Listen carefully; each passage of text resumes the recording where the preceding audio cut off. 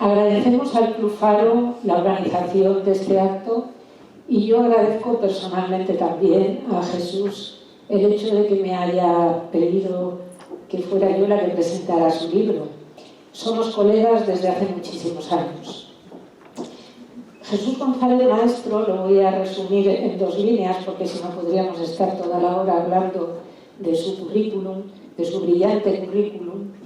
Es catedrático de Teoría de la Literatura y Literatura Comparada en la Facultad de Filología y Traducción de la Universidad de Vigo. ¿Se me oye bien o se me oye a ratos? Sí. Gracias. Además de otras muchas publicaciones y actividades científicas y académicas, es autor de La Crítica de la Razón Literaria, una obra en la que expone un sistema de interpretación de la literatura basado en el materialismo filosófico de Gustavo Bueno. Y lo siguiente de lo que voy a hablar es el libro que ahora nos ocupa, Una filosofía para sobrevivir en el siglo XXI, publicado por la editorial HarperCollins. Es un ensayo, algunos de ustedes seguramente ya lo habrán leído, en el que el autor se dirige a esa generación milenialista para advertirle de los peligros que encierra la realidad actual. Tal y como ha sido leído y tal y como ha sido comentado en la prensa estos días, alguno comentaba que no deja títere con cabeza. No es habitual, por otra parte, creo yo, que un profesor de literatura sea trending topic. Catedrático viral he oído también que le llaman, cuando además él ni es youtuber ni tiene redes sociales. Sus vídeos cuentan con más de 100 y pico mil seguidores. Cabe preguntarse entonces qué es lo que atrae a la gente joven y a veces no tan joven de Jesús González Maestro. ¿Cuál es el motivo de su éxito? Creo que hoy en día los niveles de atención por la lectura están rotos. Están rotos para una buena parte de esa generación de milenialistas, los nacidos a partir del año 1990, más o menos. Como también creo está rota la capacidad de concentración que exige leer un texto literario, casi diría yo un texto. Son tantos y tan variados los estímulos fáciles, podríamos llamar, que reciben estos jóvenes, redes sociales, televisión, videojuegos, que la lectura ha quedado postergada, cuando no olvidada, para una gran mayoría de estos jóvenes. Resulta raro encontrar vídeos de un profesor que habla de literatura. A veces, a través de Instagram y de otras redes sociales, suelen llegar vídeos de todo tipo. Unos, por ejemplo, sobre música, gimnasios, personajes de la actualidad, moda. Pero es extraño encontrar un vídeo de un profesor que habla de Cervantes o de Dostoyevsky. En mi opinión, lo que es indudable es que a través de sus reflexiones y críticas mordaces se vislumbra la personalidad del autor. Y esto es cosa mía. Un hombre culto, valiente, que contempla con estupor el desmoronamiento de la sociedad y al que le preocupa poco o nada lo que puedan decir de él. Una buena manera, creo, de entender su personalidad es la ironía con la que define el concepto de opinión. Cito sus palabras.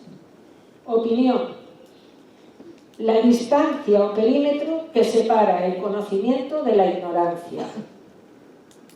Como se pueden imaginar, no le gusta nada ni ir a debates ni dialogar con mucha gente. El título del libro cuenta con todas las claves para elaborar un buen mensaje, según Gonzalo Álvarez Marañón. Claridad, brevedad, participación, emoción y reacción. Es decir, reacción en el sentido de mover a reaccionar.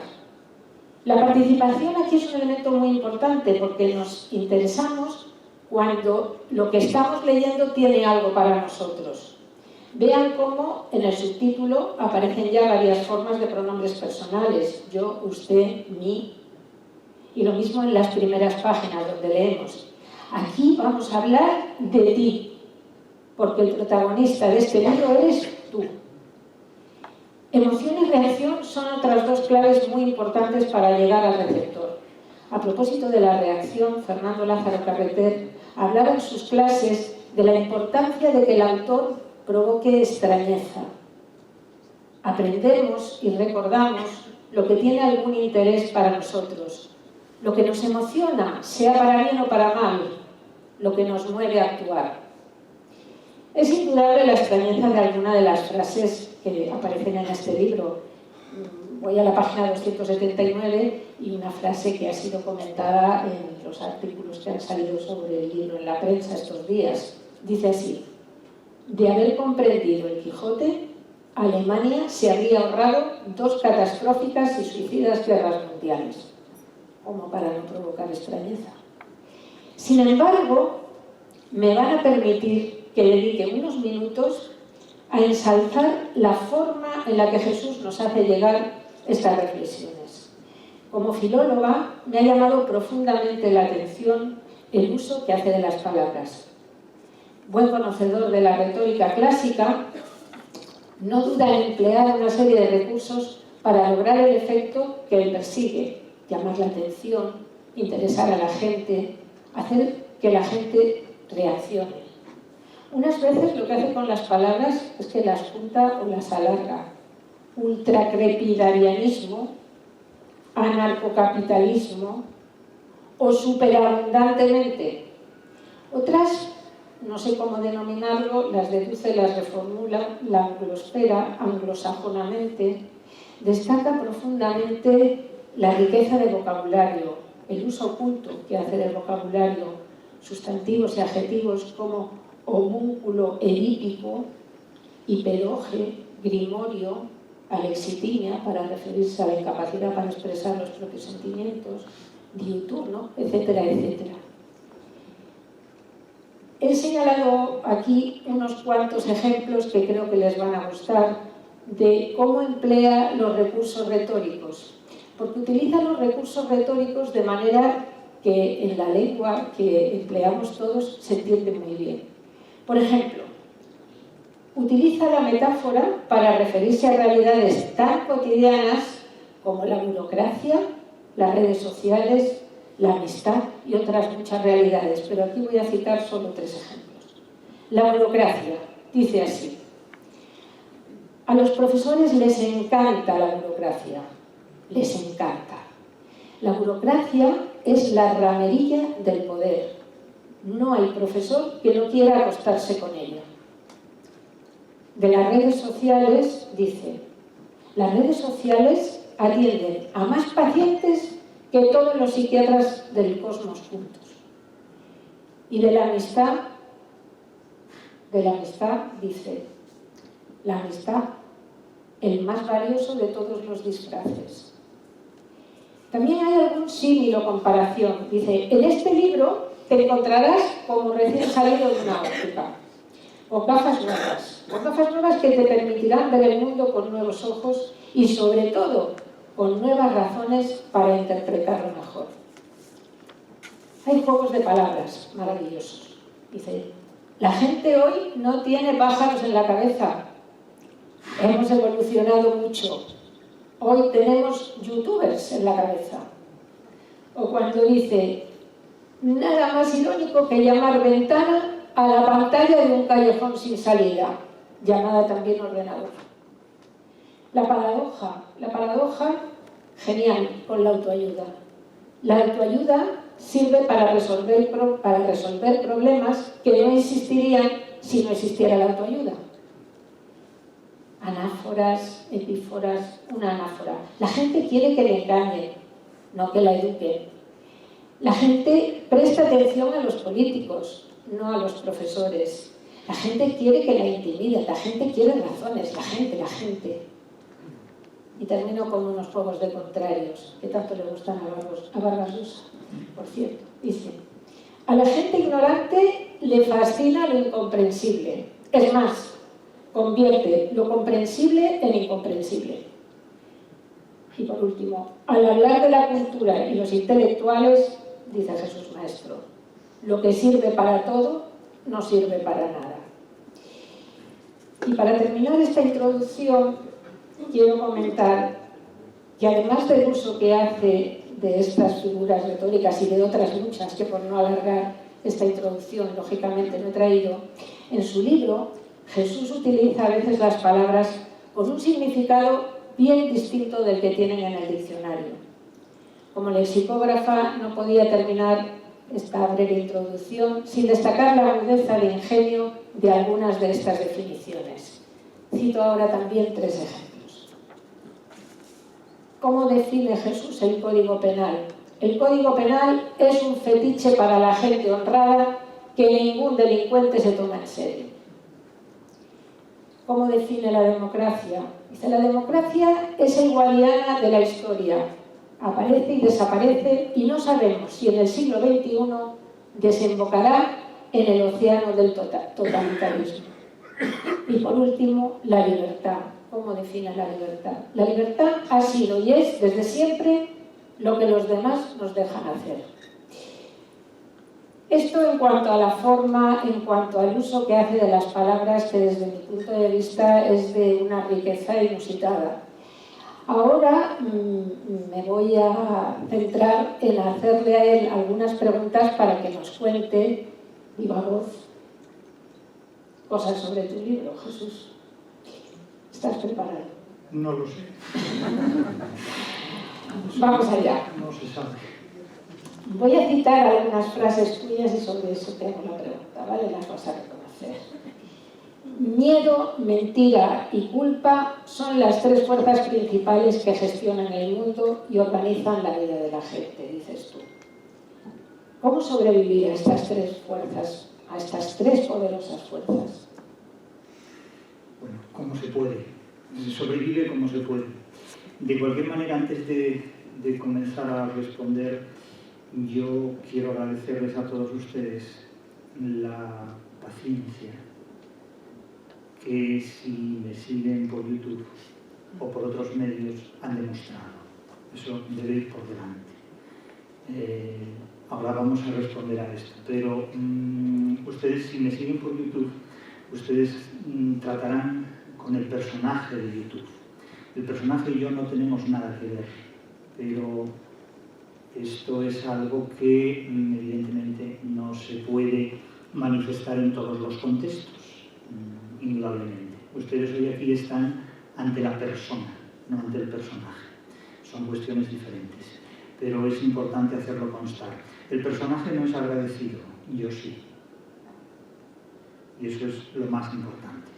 Al margen de esto, por eso quiero darles las gracias a ustedes, personal y presencialmente, y también a Inma Naya, con quien llevo trabajando desde hace ya más de 30 años, en diferentes departamentos. Hoy día estamos en departamentos en áreas distintas, pero no siempre fue así. Pues vaya por delante mi agradecimiento en esta situación.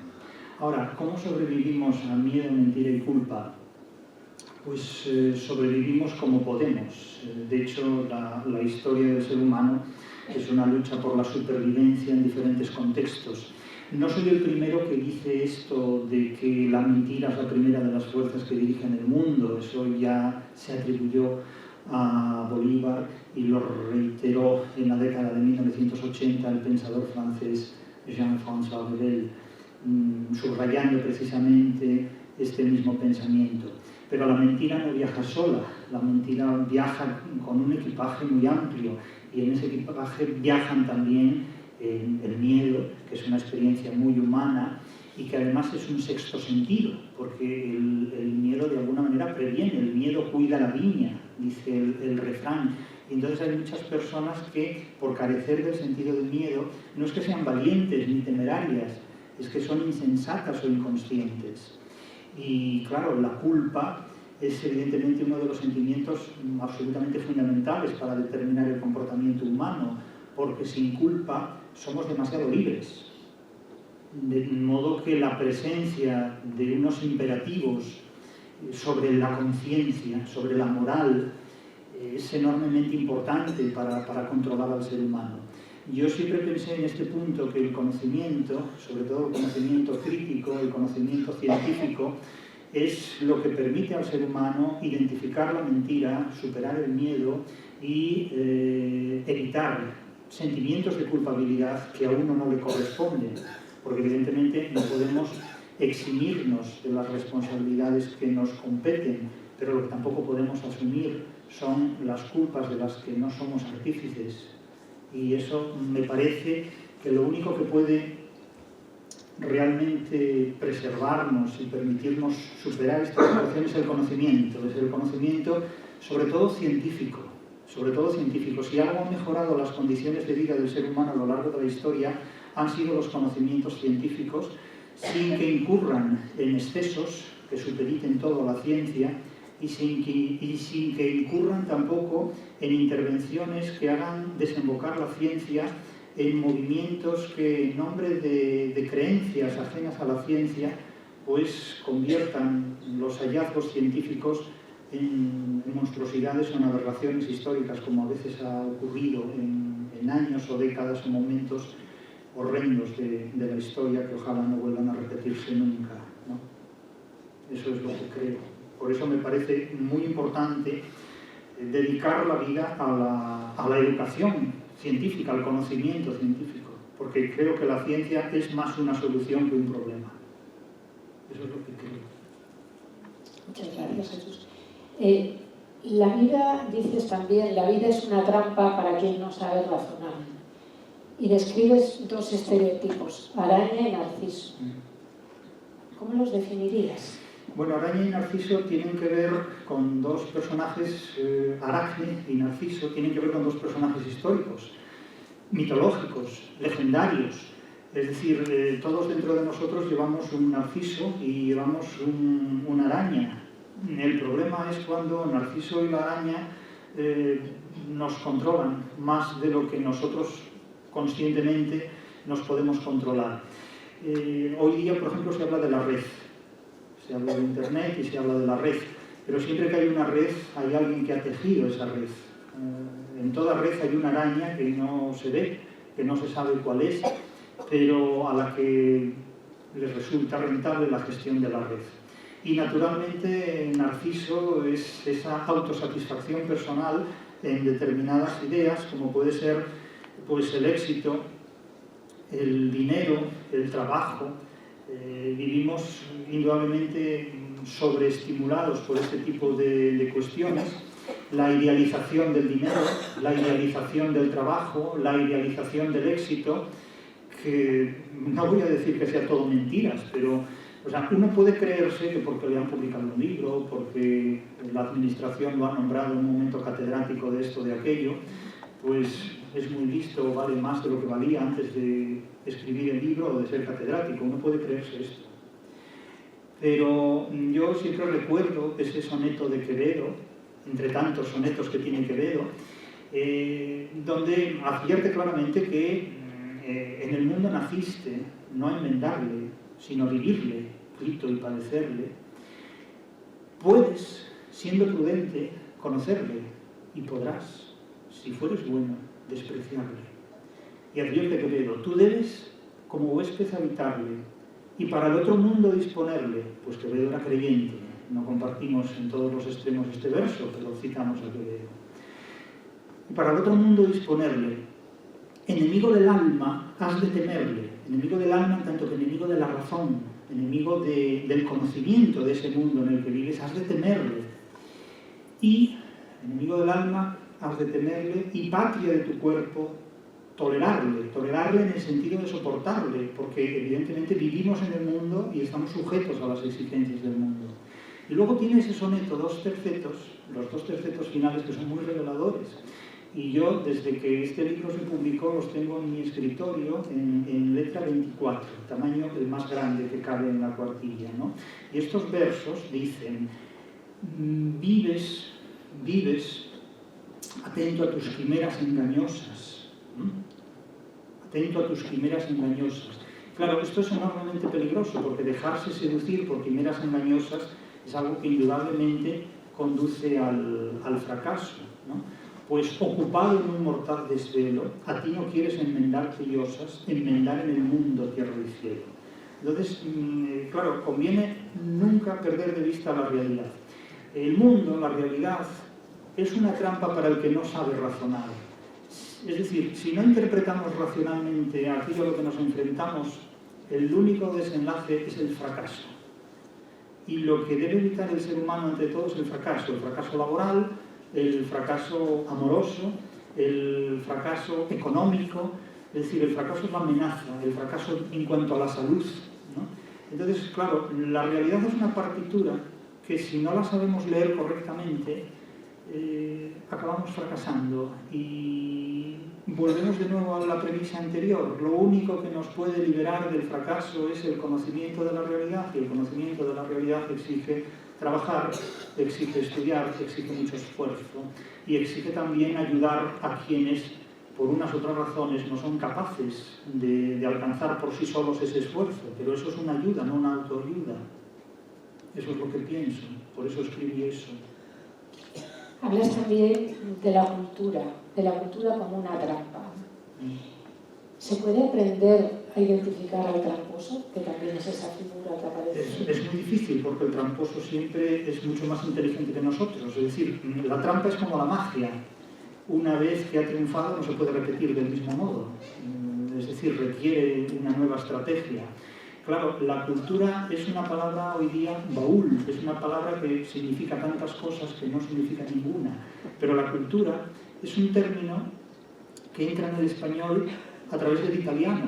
Es un cultismo italiano que entra en el Renacimiento, y a través de la literatura española se decía de los versos de Garcilaso que eran versos cultos, porque eran versos trabajados, sofisticados. Lo culto era lo sofisticado, lo elaborado, lo cultivado, ¿no? No tanto en la tierra, sino lo elaborado con palabras, con formas. Era lo cultivado, lo elaborado, lo sofisticado. Pero lo sofisticado remite también al sofista, es decir, al que convence con argumentos falsos. Después, claro, cuando este cultismo poético, fíjense lo importante que es la poesía, porque por la puerta de la poesía entró en España el término culto, procedente de Italia, no podía proceder de Alemania.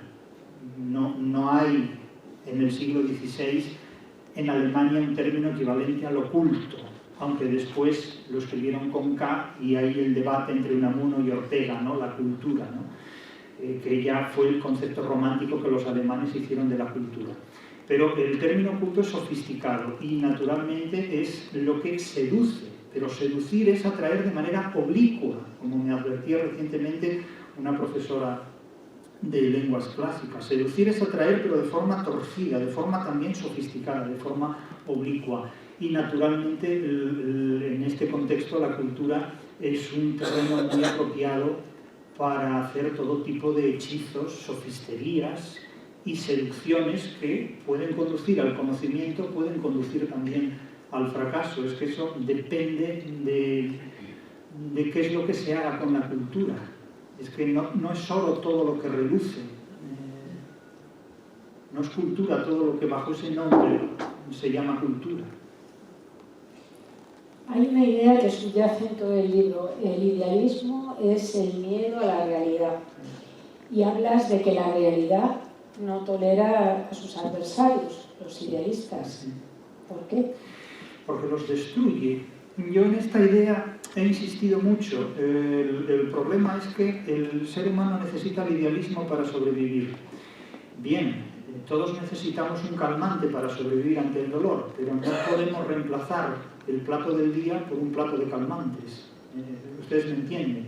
Quiero decir, tomamos un calmante cuando tenemos un dolor, pero lo que no podemos es renunciar al resto de alimentos y de nutrirnos exclusivamente de calmantes. Una dosis de idealismo es imprescindible para vivir, pero lo que no podemos es vivir con un 250% de idealismo. Supongo que esto debe ser como el colesterol. O sea, una mínima dosis debe ser necesaria, pero en exceso no. Claro, con la realidad se puede pactar, se puede negociar, se puede hablar, pero a partir de determinadas premisas, porque si no la realidad no te permite sobrevivir. Y la realidad no tolera a los idealistas, la realidad se burla de los idealistas y los hace fracasar. En la literatura universal en general, en la española en particular, tenemos una novela que previene contra el idealismo, que es El Quijote de Cervantes. Y no por casualidad esa novela se escribe en un siglo tan importante y tan decisivo como es el XVII, un siglo donde el ser humano se encuentra ante una realidad a la que cuesta mucho trabajo dominar, cuesta muchísimo trabajo dominar, y que es engañosa, es traicionera, es peligrosa, es letal, es mortal. El siglo XVII es un siglo que no se engaña a sí mismo y le pone a las cosas el nombre que tienen las cosas: la tragedia, la muerte, la derrota, el fracaso, la adversidad, la lucha por la libertad, etcétera, etcétera.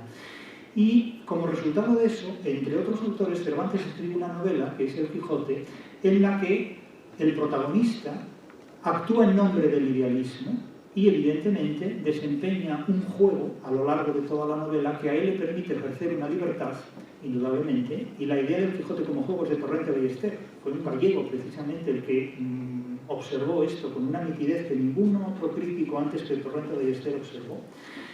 Y la lucha de este idealista es la de alguien que acaba derrotado y que cuando acaba derrotado decide renunciar a ese idealismo, volver a ser quien era, Alonso Quijano, y recuperar, digamos, un estatuto racional que una vez que ese juego ha terminado ya no es necesario proseguir ni continuar. Claro, yo tuve en el bachillerato el mejor profesor del mundo que se puede tener en literatura, y ese señor fue Emilio Nieto Costas. Emilio Nieto Costas nos enseñó el Quijote de una manera que después nadie más, a mí en particular al menos, me enseñó en la universidad. Entonces, claro, el recuerdo y el valor que tiene alguien que ha sido docente en años decisivos sobre una obra tan importante y tan poderosa como es el Quijote, es un hecho que debe ser reconocido siempre. Y yo me moriré reconociendo que el señor Emilio Nieto Costas fue el mejor profesor que yo he tenido nunca sobre literatura, indudablemente, años de universidad incluidos. Y sus análisis e interpretaciones del Quijote fueron en este punto decisivas en todo lo que yo estudié después y fueron muy acertadas. Y en sus clases, con mis 14 años, leí la primera y la segunda parte del Quijote y asistí a sus explicaciones. Y efectivamente lo único que he hecho a lo largo de las décadas posteriores ha sido seguir esa lectura que, después de haberla contrastado con muchas otras, una y otra vez sigue flotando. Por eso decía en otras ocasiones que si Alemania hubiera comprendido el Quijote, se habría ahorrado y nos habría ahorrado a todos 2 terribles guerras mundiales. No por casualidad Alemania es el país que legitima el idealismo como pensamiento, primero con Lutero y después con Kant y con tantos otros pensadores y filósofos. De tal manera que nos conduce a una visión desacertada de la realidad. Hoy día vivimos en la explosión del idealismo. Hasta se comercializan gafas que permiten a las personas, a los seres humanos, ver las caras de otras personas con las proyecciones que uno programa en esas gafas. Pero esto no es autoayuda, esto es autoengaño, completamente, porque claro, uno se quita esas gafas y después lo que ve le desencanta completamente, ¿no? Y volvemos a los tercetos de Quevedo: vives mal presumidas y ambiciosas horas, inútil número del suelo, atento a tus quimeras engañosas. Eso es lo que hay que evitar precisamente, y sin embargo vivimos en un mundo que cada vez potencia más el idealismo. Resultado, la infelicidad. Hablabas ahora de la huella que te ha dejado un profesor de literatura. Fundamental. Me lo habías comentado ya y yo estoy también de acuerdo con eso. En el libro a mí me ha sorprendido, quizá no lo he entendido del todo bien esto, alguna afirmación haces sobre la filosofía. Me ha impresionado, me ha llamado la atención algunas de las afirmaciones tan duras que haces, ¿no? Dices, la filosofía es un timo. Kant tampoco sale muy bien parado. Ahora que citas a Kant tampoco le dejas en muy buen lugar, ¿no?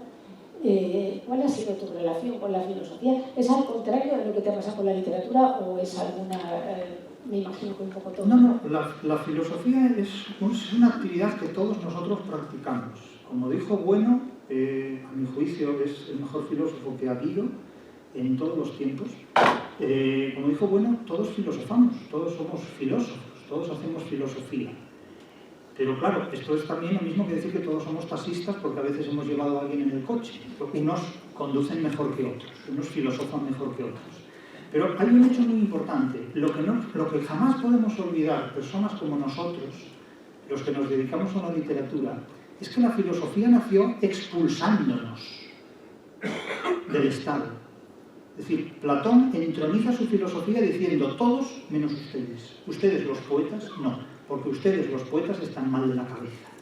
Y eso lo dice alguien que escribe una obra planteando que él, amigo del tirano, va a gobernar con el apoyo del ejército.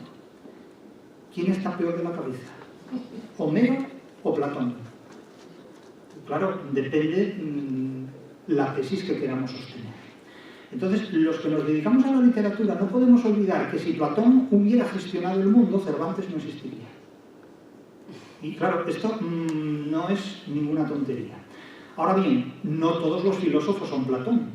Porque claro, como ha dicho también Bueno Sánchez, es que no hay propiamente una filosofía. Hay varias filosofías y unas son incompatibles con las otras. Entonces, claro, cuando hablamos de filosofía, ¿de qué filosofía hablamos?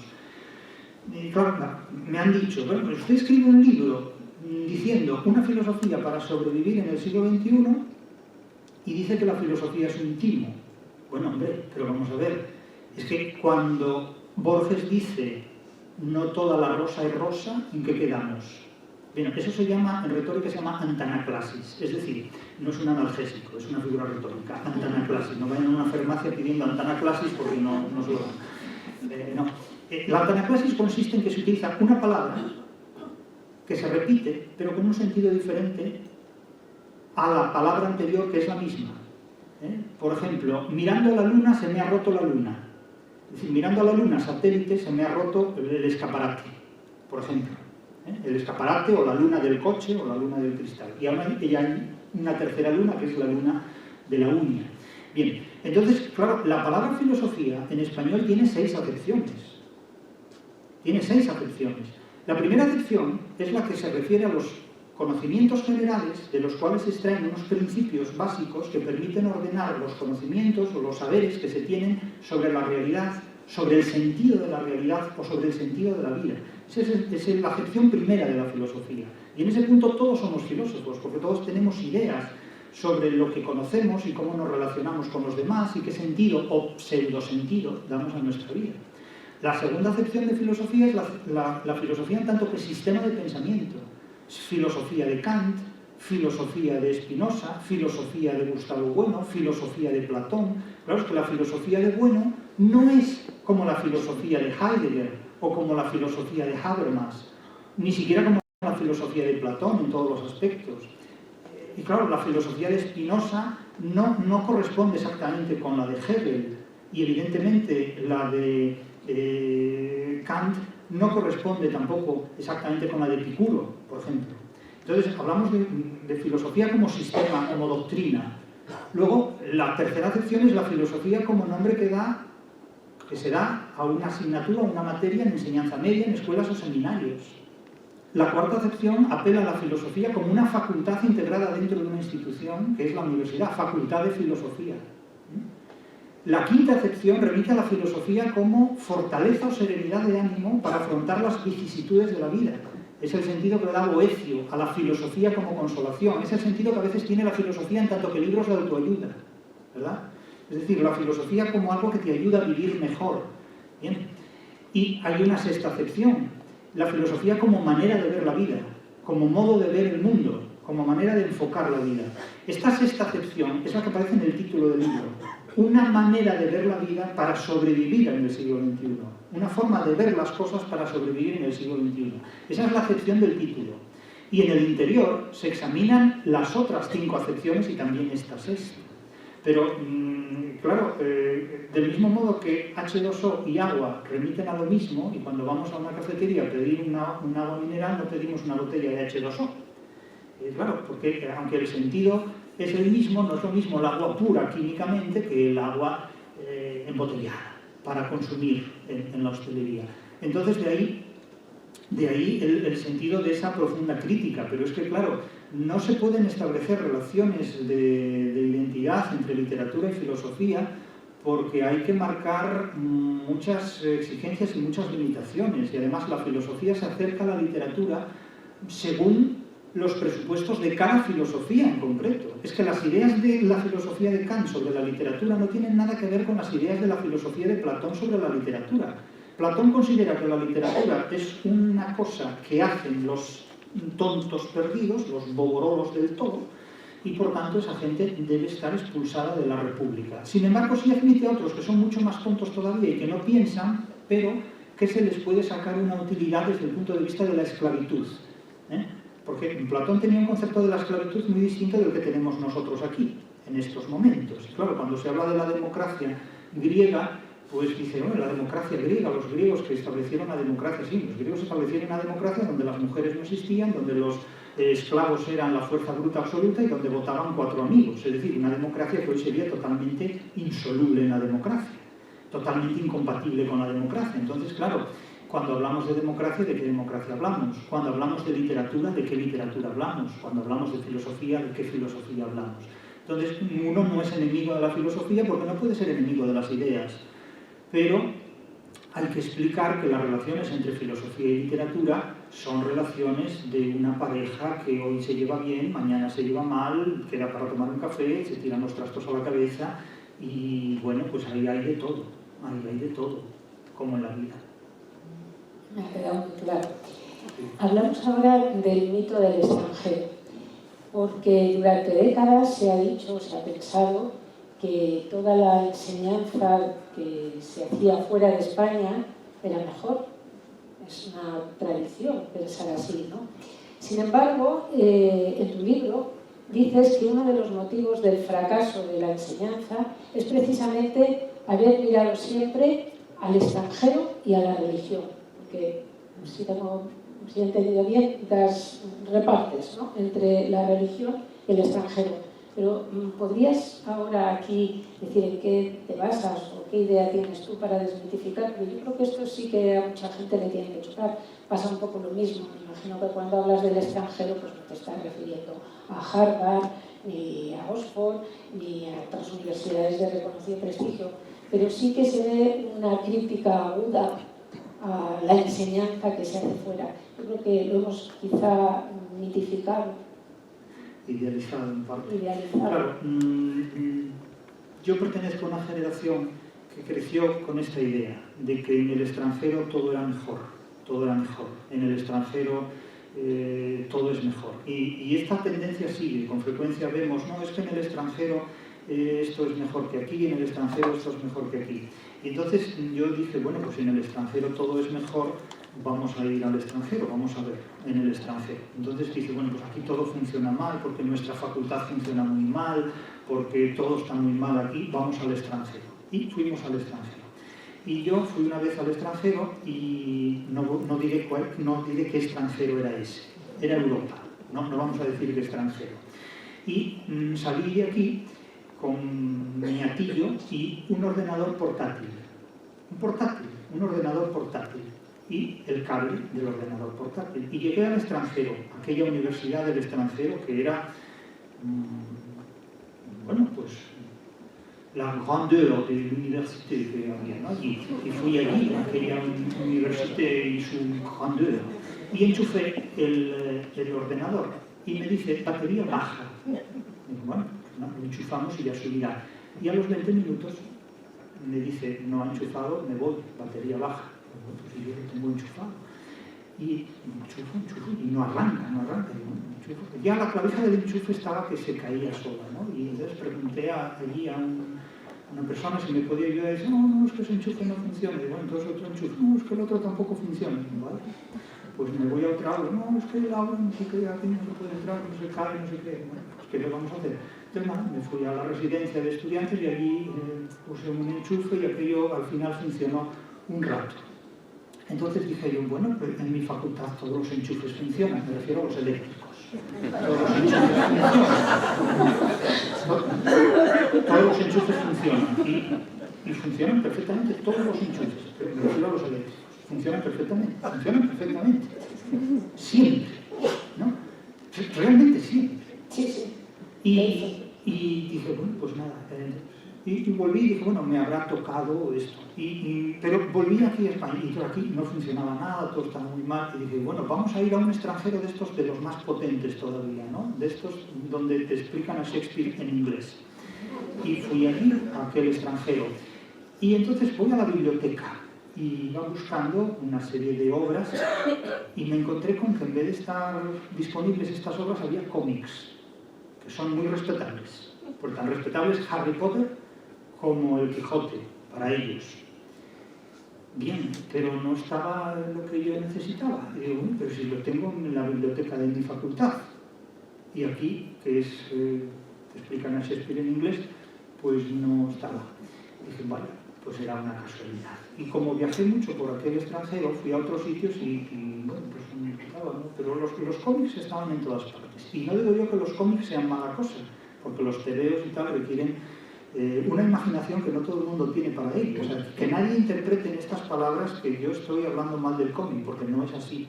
Lo que quiero decir es que donde esperaba encontrarme unas obras literarias, no me encontré obras literarias, me encontré otra cosa.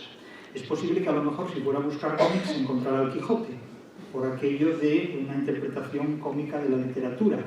De hecho, allí me decían, el latín es la lengua que se habla en Latinoamérica, ¿verdad? Y yo dije, pues, bien mirado, sí, vamos a dejarlo así.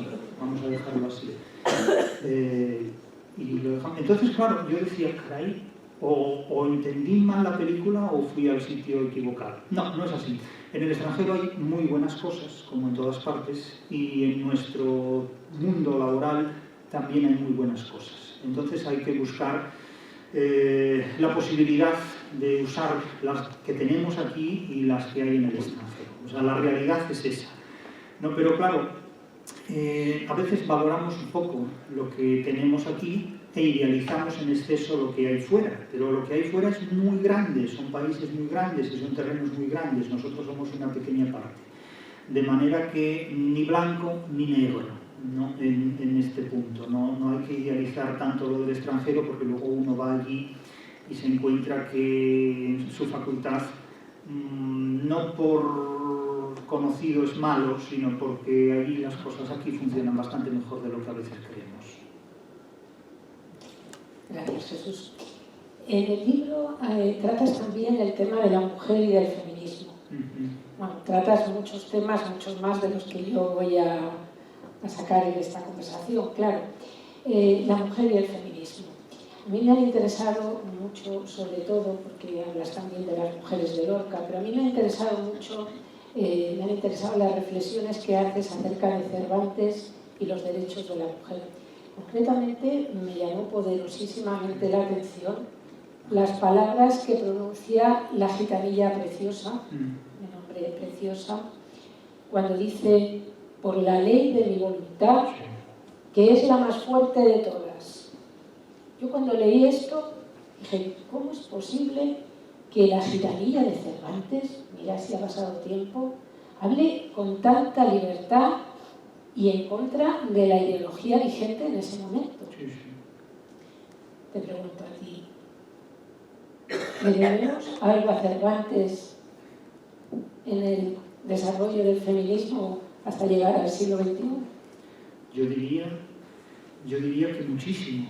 Es decir, a Cervantes le debemos un respeto que la gente comúnmente no sabe o no conoce, y por una razón importante. Cervantes habla de la mujer en unos términos que en su época hubieran puesto los pelos de punta a cualquiera, y además lo pone en boca de un personaje que es la gitanilla, Preciosa, porque la gitanilla dice, por la ley de mi voluntad, que es la más poderosa de todas. Necesitamos que Nietzsche nos hable de la voluntad. O sea, pero realmente necesitamos que venga Nietzsche a decirnos a nosotros que tenemos un Cervantes lo que es la voluntad, cuando tenemos una novela 1614 y una gitana,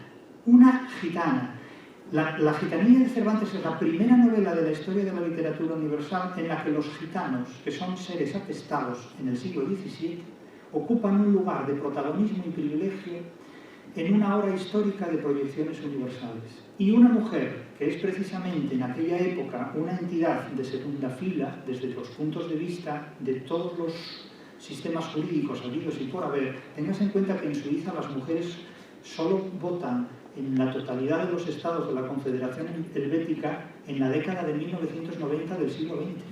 En la década de 1990.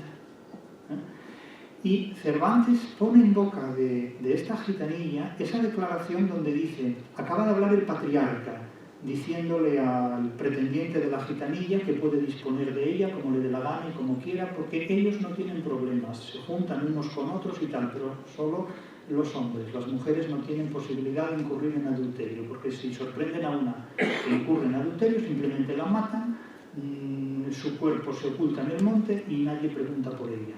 Y lo suelta así, pero, bueno, pone los pelos de punta si ustedes leen eso.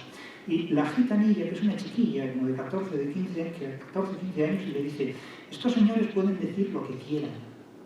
El patriarca de la Loire puede decir lo que quiera, pero por la ley de mi voluntad, que es la más poderosa del mundo, tú haces lo que, respecto a mí, tú haces lo que yo mande. Y si no, no me tocas.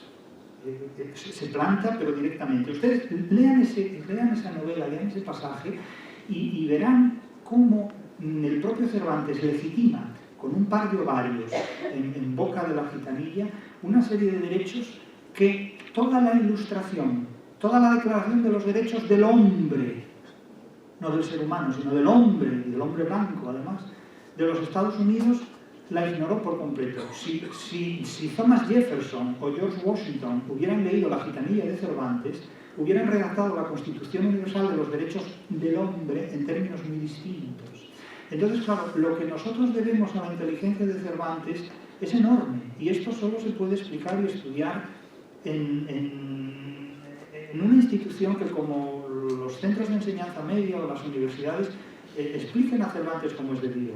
Nuestros intelectuales hoy sitúan el centro de gravedad de lo que somos en el siglo XVIII de la Ilustración y se olvidan de lo poderosísimo que fue desde el punto de vista del racionalismo humano el siglo XVII.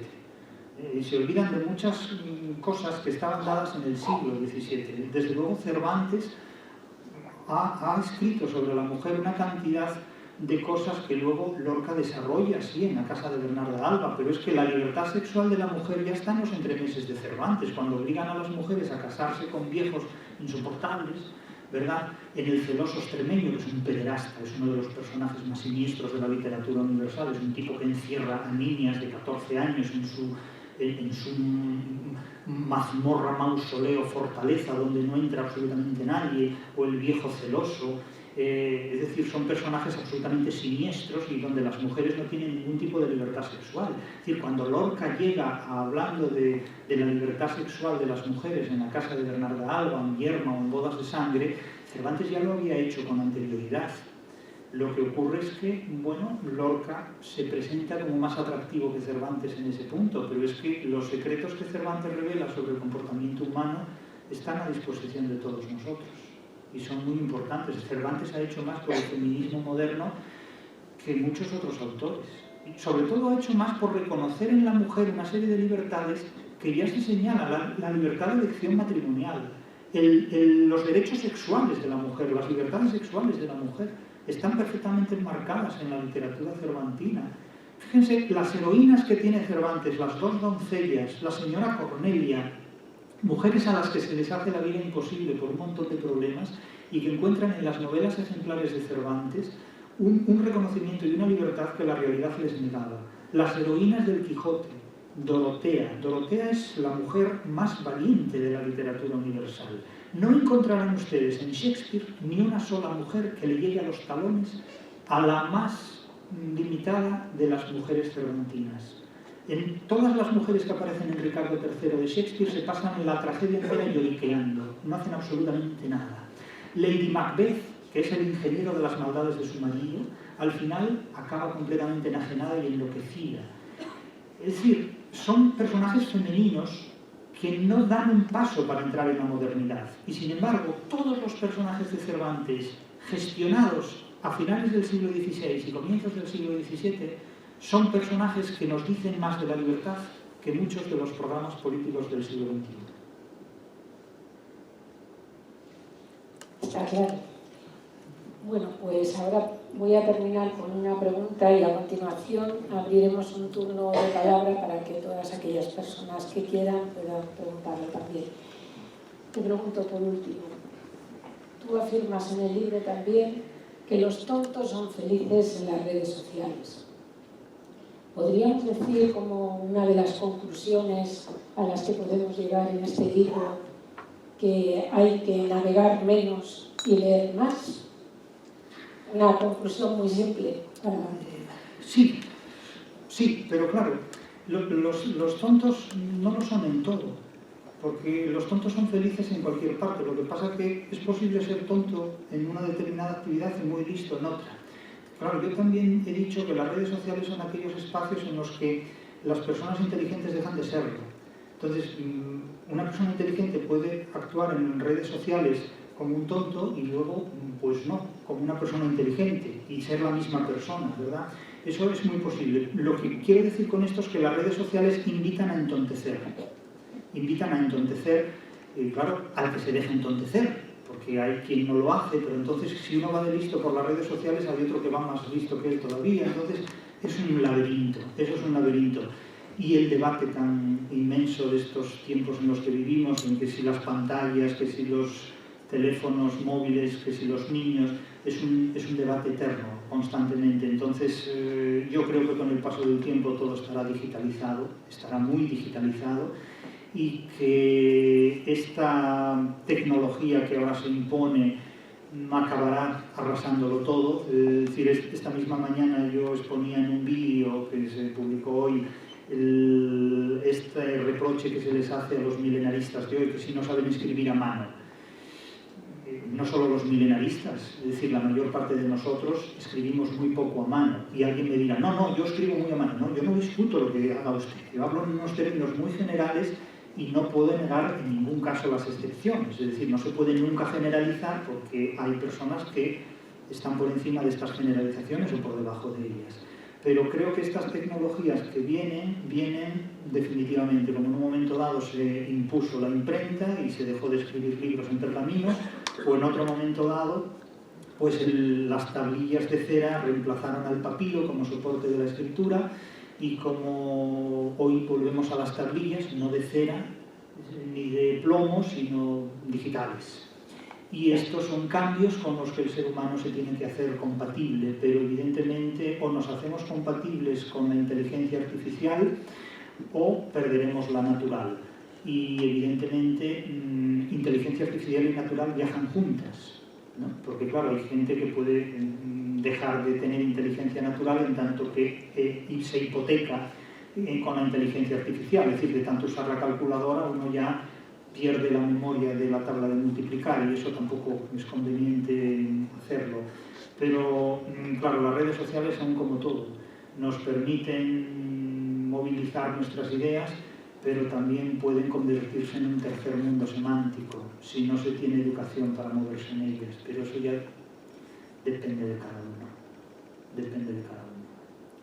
Muchas gracias, Jesús. Gracias a ti, Inma, por 30 años. Como a veces se puede decir, estos últimos 30 años han sido excelentes.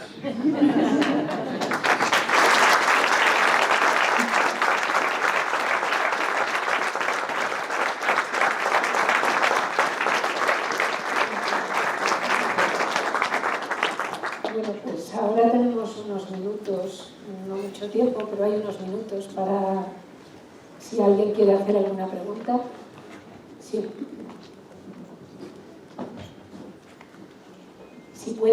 Si quieren y pueden, nos dicen cómo se llaman y si no, pues simplemente la pregunta. Me llamo Ángel.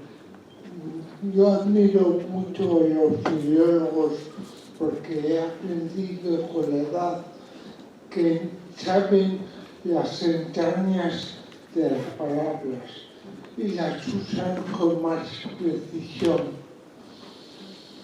Aún aún tengo confianza plena en el poder de las simples palabras. Entonces, una cosa que yo veo habitualmente en la vida cotidiana es que los españoles, compatriotas, no sabemos dialogar y discutir. Acabamos con desabruptos y es verdad que nadie cambia de opinión en el concurso de unos diálogos. La gente necesita pensar con el tiempo o leer más que leemos poco y tener experiencias para poder cambiar de opinión. Muy bien, pues muchas gracias por su intervención. Yo creo que tiene usted mucha razón y que es efectivamente muy importante conocer el lenguaje y el valor que tienen las palabras para poder comunicarnos. Efectivamente es así. Muchas gracias por su amabilidad y por su intervención. Gracias.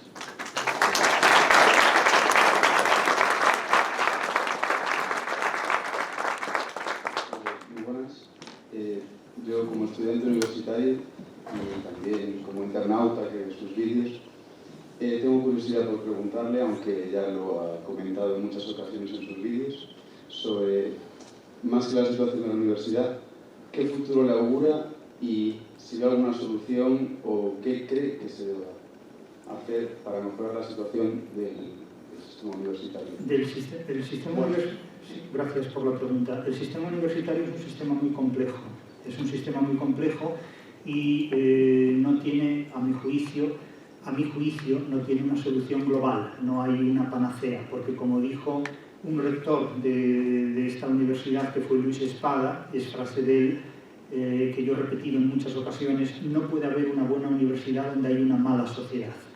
Es decir, que no podemos exigir que la universidad sea perfecta cuando la sociedad tiene pendientes de resolución muchos problemas sin los cuales es muy difícil tener una universidad que resuelva esos problemas. Es decir, no podemos pedirle a la universidad que resuelva problemas que la sociedad deja sin resolver.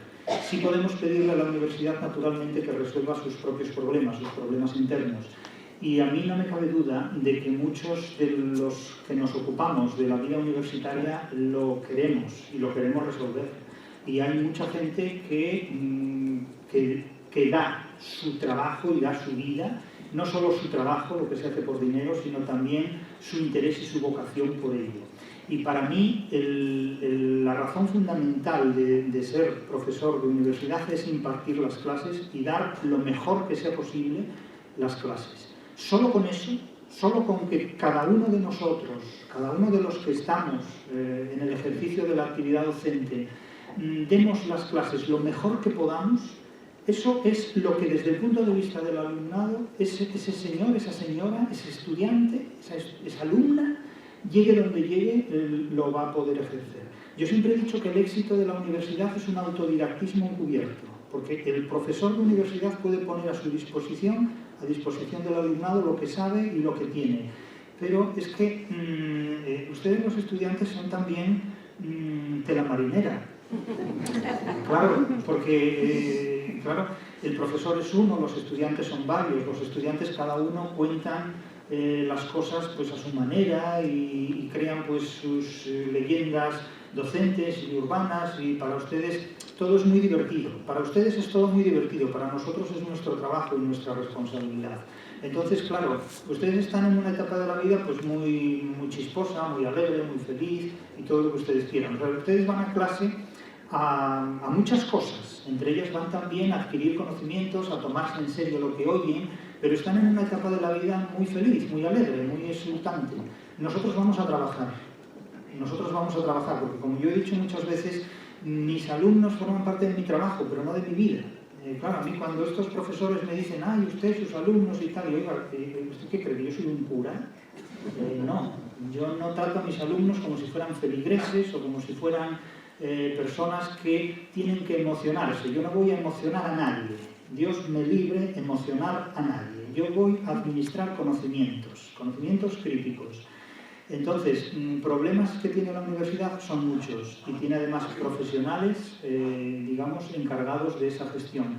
Pero no se crea que nosotros podemos hacer mucho, porque la universidad forma parte de una estructura que rebasa la voluntad de cada uno. Aquí no somos como la gitanilla, que podemos decir, se impone mi voluntad, ni mucho menos, porque somos un punto en eslabones muy complicados. Ahora, si usted me dice, ¿cuál es la receta para resolver problemas? La resolución de problemas es, ante todo, no crearlos, porque los problemas no se resuelven, se transforman. Entonces, la solución de un problema para usted es desplazar ese problema para otra persona y a veces multiplicarlo. Entonces, ¿qué es lo que yo hago? Yo tampoco doy consejos a nadie. La gente me dice, ¿está usted consejos? No, mire, yo no soy quien para dar consejos. O a veces me preguntan, y usted lo sugería, ¿cómo ve usted el futuro? No me dedico a la geopolítica, no pronostico el futuro, no sé lo que va a ocurrir mañana. Pero lo que sí sé es que yo, el próximo día que dé clase, la voy a dar de la mejor manera posible. Y es ahí hasta donde puedo llegar. Porque vuelvo a poner el ejemplo de antes. Yo tuve en el bachillerato mejores profesores de los que tuve en la universidad. Y en el bachillerato, los profesores que tuve mantenían con nosotros una relación que es lo que yo llamo la docencia MIT. La docencia MIT es minimalista, en el sentido de que se ocupaban de darnos clase, no mínimamente, sino que reducían todo a lo que era la clase. En la clase no se perdía ni un segundo de clase. Estaba todo concentrado. Era impersonal, totalmente impersonal, no había ni favoritismos ni absolutamente nada, era totalmente impersonal. Nosotros éramos todos uno más, uno menos, todos. Y no era telemática, pero era muy distante. No tenía la distancia telemática, era presencial, pero era muy distante. Y eso intensificaba enormemente el rendimiento al que estábamos sometidos y que se nos exigía. En la universidad ni era minimalista, ni era impersonal, ni era telemática, era otra cosa. Era lo que usted conoce como alumno que es y lo que estamos sujetos a ejercer como profesores que somos. Pero si para mí la universidad tiene una faceta que yo pueda resolver, yo, hasta que me jubile, seguiré dando clase de la mejor manera que pueda. Y cuando me jubile, mientras tenga salud, seguiré haciéndolo por otros medios. Mientras tenga salud. Y el día que no lo tenga, desapareceré y no pasará nada.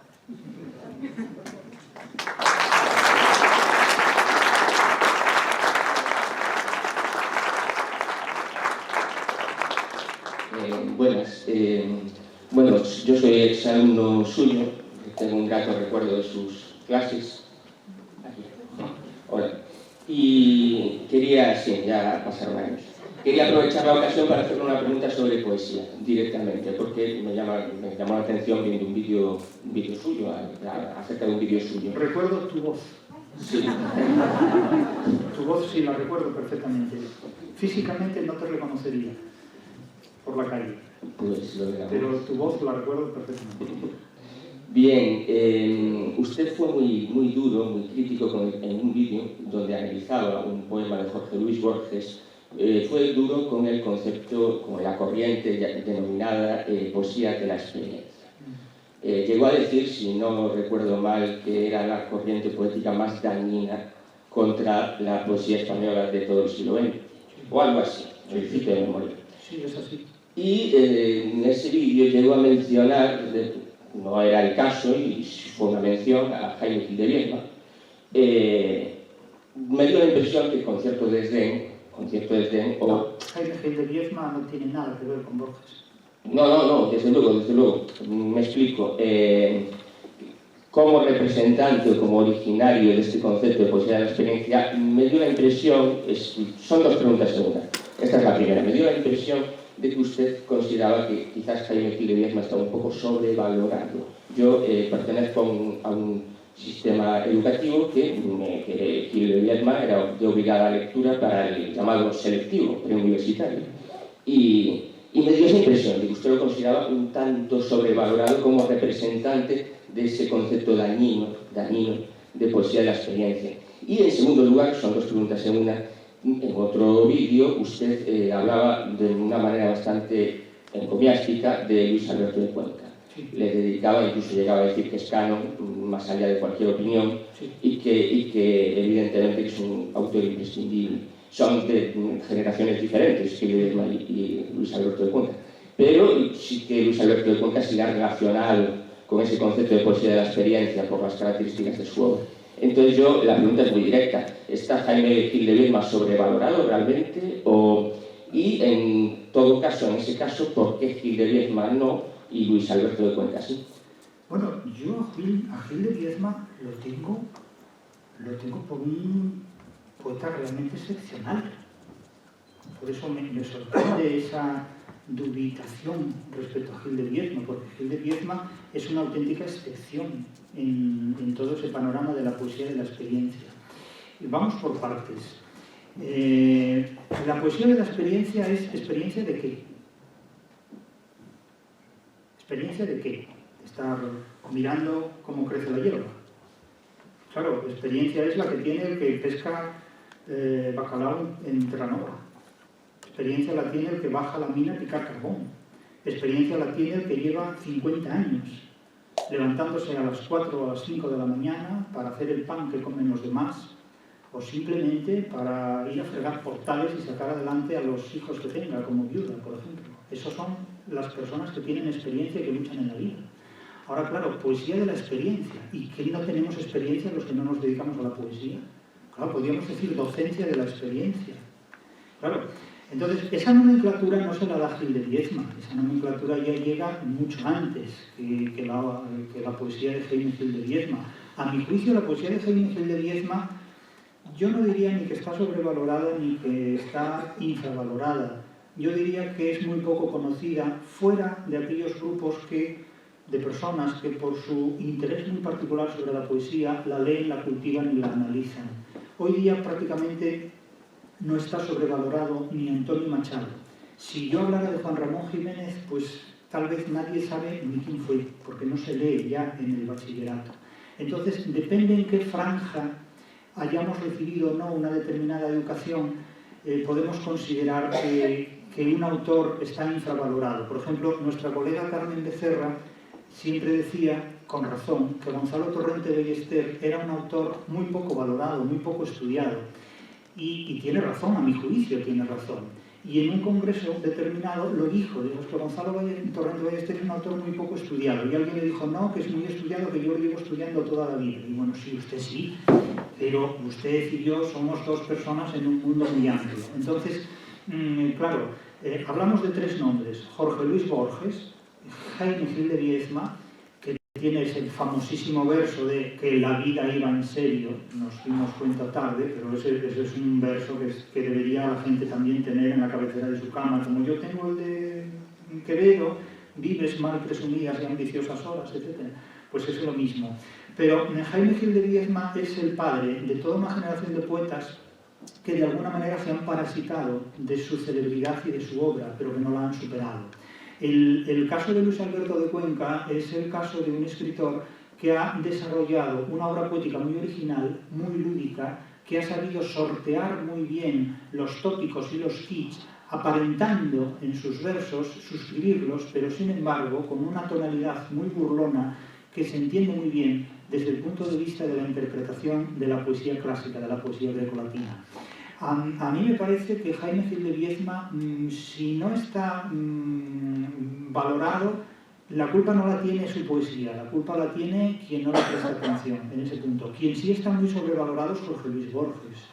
De hecho, Jorge Luis Borges es el que funda, entre otros, la denominada poesía de la experiencia, evidentemente, que es una poesía de la experiencia igual a cero, igual a nada, porque tienen experiencia realmente en qué.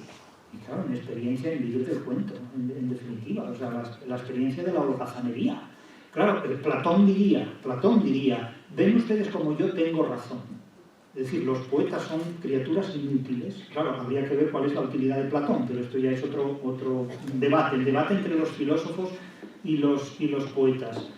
Pero si en alguna declaración he hecho ver que Gil de Viedma es un autor poco valioso, pues mea culpa, pero no es un autor poco valioso. Gil de Viedma es un gran autor. Para mí es mucho más valioso como poeta Gil de Viedma que Jorge Luis Borges infinitamente. Jorge Luis Borges es un inventor de trucos lingüísticos, es un prestidigitador. Gil de Viedma se tomó la vida en serio, como Miguel Hernández y como muchos otros poetas, a mi juicio. Hay tiempo para una última pregunta.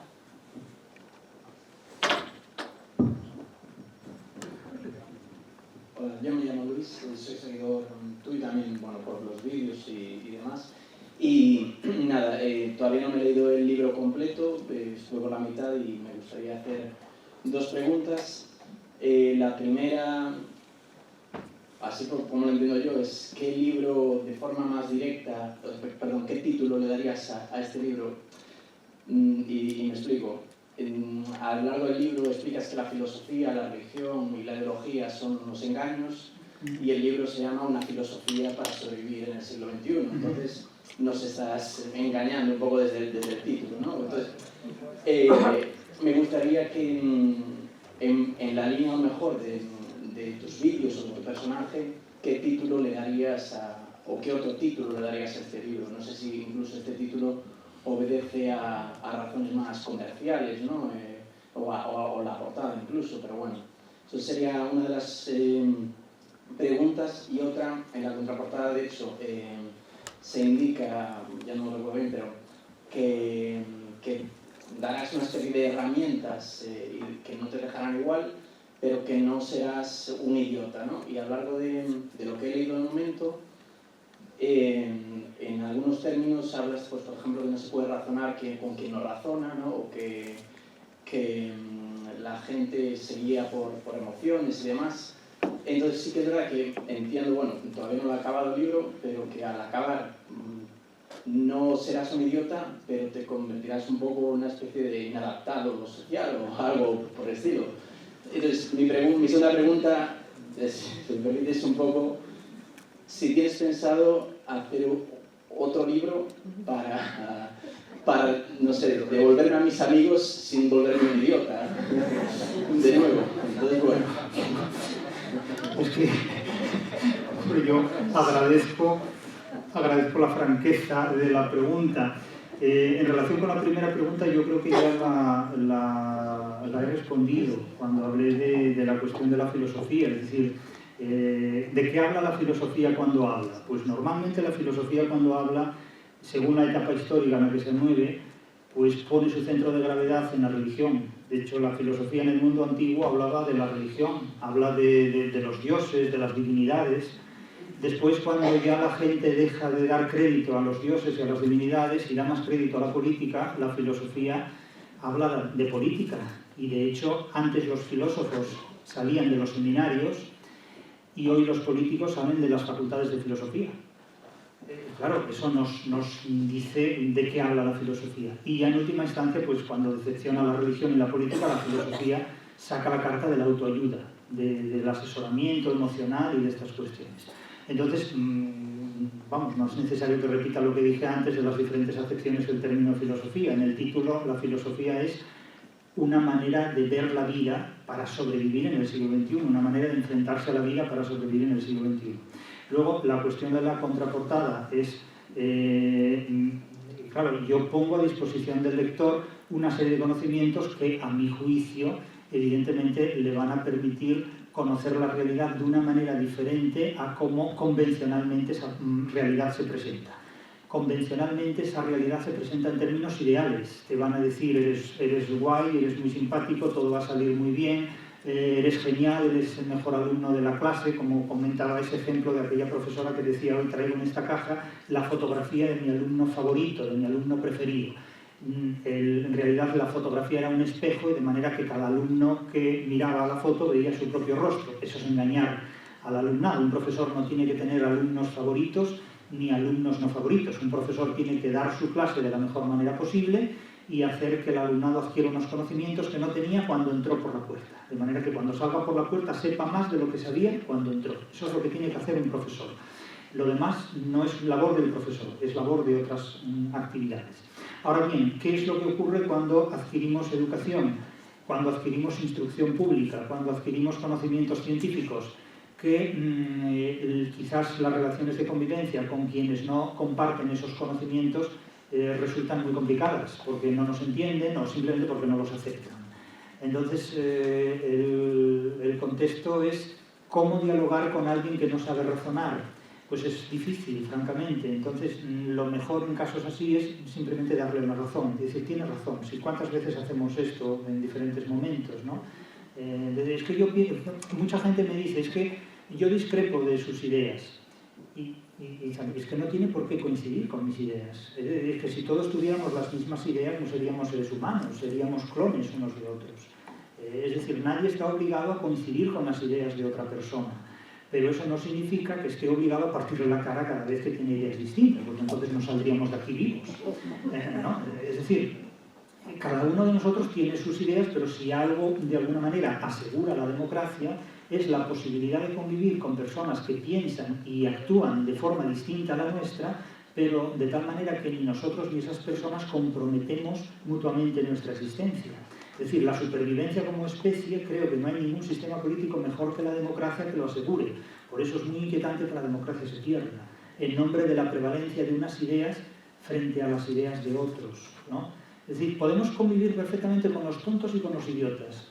Tal vez nosotros seamos uno más de esos tontos y de esos idiotas que, como diría Borges, como aquel emperador japonés que soñaba ser una mariposa y cuando despertó no sabía si era una mariposa que soñaba ser un emperador, ¿no? Entonces a lo mejor somos idiotas que hablamos en prosa sin saberlo y nos creemos muy inteligentes. Eso es perfectamente posible. Y alguien podrá decir, como usted, sí, no lo voy a negar, ¿eh? O como tú, depende de dónde nos pongamos. Pero, quiero decir, en ese plan no vamos a ninguna parte. Es decir, son muchas más las cosas que todos nosotros tenemos en común que las que nos separan. Entonces, podemos ir por la vida juntos o peleándonos. Y como alguna vez, y ya no les entretengo más, cuando me preguntan en qué consiste la felicidad. Miren, la felicidad consiste en tener salud y en cuidar de quienes no tienen salud. Eso es lo único que nos puede garantizar la felicidad. Lo demás son tonterías.